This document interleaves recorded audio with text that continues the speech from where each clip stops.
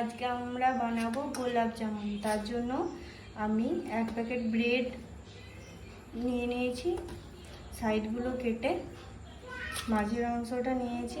করে একটু একটু জল দিয়ে দিয়ে ব্রেডটাকে মাখবো। এর মধ্যে একটু তেলও দিয়েছি।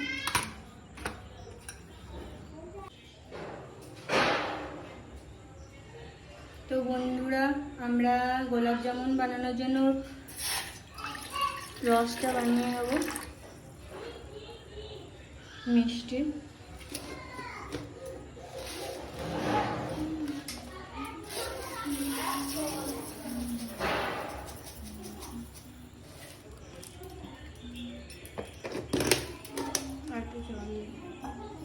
আর একটু মতো জল। তো আমাদের রসটা হতে থাক। তার করতে কড়াইতে তেল দেওয়া হয়ে গেছে, তেলটা গরম হোক।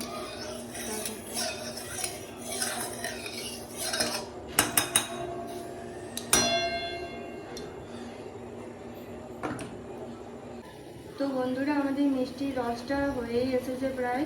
আর একটু জলটা মরুক, তারপর ফুটে যাক জলটা, তারপর আমরা গ্যাসটা অফ করে দেবো। এরপর আমরা দিয়ে দেবো একে একে। তেল গরম হয়ে গেছে, এরপর আমরা পাউরুটি মাখাটা দিয়ে দেবো। মিষ্টির মতো মতো করে গোল আকার নিয়ে নিয়েছি, এরপর আমরা দিয়ে দেবো একে একে।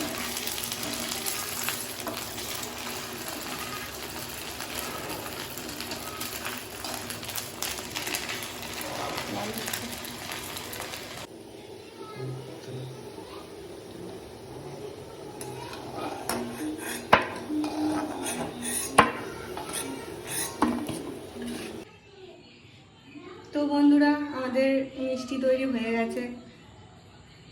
এবার খাবার সময় টেস্ট করে বোঝা যাবে যে কেমন হয়েছে।